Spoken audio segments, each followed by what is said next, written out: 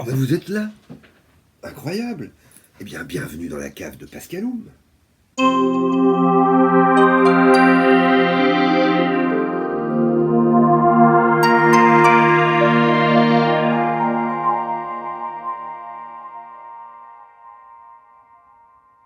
Alors aujourd'hui, un numéro spécial Noël, qui n'a rien à voir avec Noël, mais qui se passe une semaine avant Noël, et c'est un retour d'Emmaüs, comme je n'en ai pas fait depuis bien longtemps.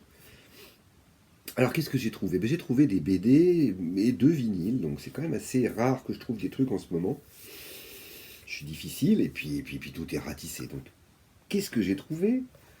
L'histoire de France en bande dessinée. Ah bah oui, tout le monde connaît, tout le monde les a, sauf que moi j'avais tout, sauf le numéro 4. Et miracle, pouf, le numéro 4.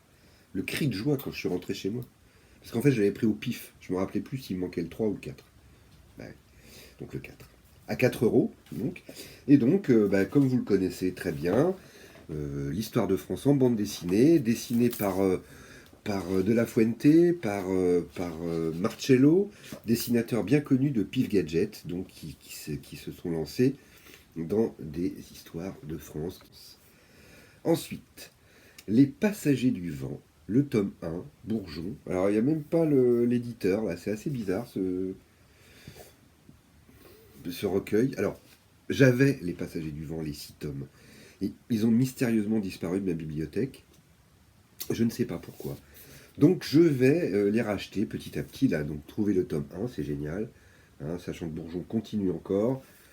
J'aime moins ce qu'il fait aujourd'hui, mais franchement, j'aime beaucoup ce qu'il faisait à l'époque. Son dessin était quand même bien plus sobre et intéressant qu'aujourd'hui. Enfin, bon, bref, c'est mon opinion. Ensuite, quoi d'autre? Eh bien, incroyable, un album de la jeunesse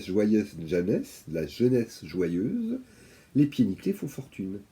Alors, pour ceux qui me suivent, ils ont bien vu, j'ai pratiquement tous les Pieds Nickelés en jeunesse joyeuse. Mais alors, tout. Et encore une fois, paf, bim, on se retrouve à Emmaüs et je trouve un que je n'ai pas. Les Pieds Nickelés font fortune. Alors d'accord, il a été crayonné par un vilain enfant, mais il est quand même, somme toute, en assez bon état, hein, dessiné par Pelos. C'est le numéro 12. Donc je suis très très content d'avoir eu ce pied nickelé. Ensuite, un album jeunesse assez étrange, un Alice au pays des merveilles. Quoi, Eric? Quoi? Tu vas faire quoi? Audition GP, hein, gros pourri, comme tout le monde le sait. Et donc des images de Nicolas Gilbert. Donc c'est les images 13 années 70, très L'île aux enfants, qui m'ont intéressé. Entre L'île aux enfants et Topor, en fait, je vais dire. Hein, voilà, ou même peut-être Nicole Clavelou. Je suis assez intéressé par ces illustrations, voilà, qu'on voit très mal ici, hein, et par le texte. Voilà. Donc, je l'ai pris. Hein. On ne sait jamais, je pourrais peut-être l'offrir à un ami.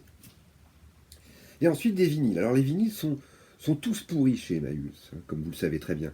Et de temps en temps, il y en a des biens. Il y avait par exemple Sergent Pepper, des Béatles, complètement sucé, défoncé à 40 balles, donc par exemple. Et là, j'ai trouvé le Neil Young Trans. Donc, ce n'est pas un changement de genre pour Neil Young, c'était plus.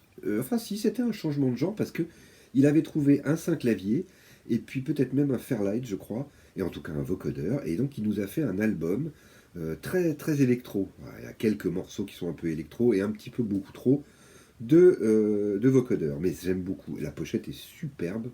Hein. Bon, elle est un peu abîmée. Il était à 5 euros, donc bon, je n'allais pas ne pas le prendre. De toute façon, je le cherchais celui-là. C'est le seul Neil Young que j'avais envie d'avoir. Et ensuite, oups, il m'échappe des mains un petit Serge. Alors là, il est en assez mauvais. Enfin, la pochette est vraiment usée. Hein. Elle est moche, tout ça. Et il était à 19 euros. 19 euros. Et je l'ai pris.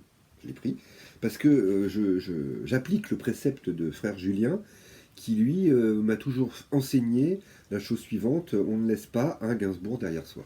Donc là, j'ai vu un Gainsbourg à Emmaüs, il était à 19 euros. Je n'ai pas Mauvaise Nouvelle des Étoiles, son second album reggae de 1981. Et donc voilà, je vais me passer un petit hiver à écouter du reggae avec le Serge, quoi. Je suis content, je suis content, même si c'est cher.